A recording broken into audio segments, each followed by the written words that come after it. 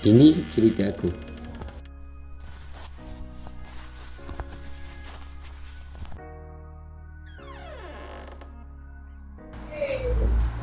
Kau je kan? Jek. Kau je kan? Ni balik sini dia dulu. Raya baru balik. Din, kau balik tak? Aku rasa tak balik. Mak ayah aku dah susah. Duit pun tak ada nak balik. Aku tak sabar nak balik. Aku sama.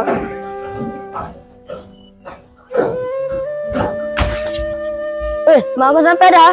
Mak aku sama. Bye gerak. Bye deh.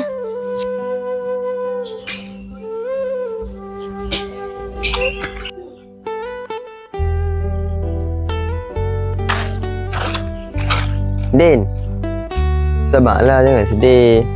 Ustaz pun rindu kau Ustaz juga. Tapi disebabkan amanah Ustaz juga pelajar yang tak balik lagi, Ustaz pun tak balik dah. Jadi kita raya sini sama-sama lah. Okay, baik Ustaz. Beduk berbunyi Allahu Akbar, Allahu Akbar, Allahu Akbar.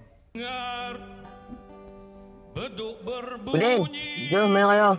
Betul ke Ustaz? Ya, jom. Lewat dah ni.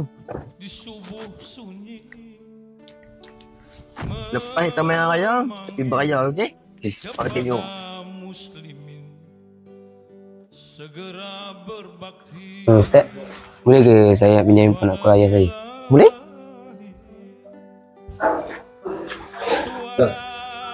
Azan menyahut terdengar sayu.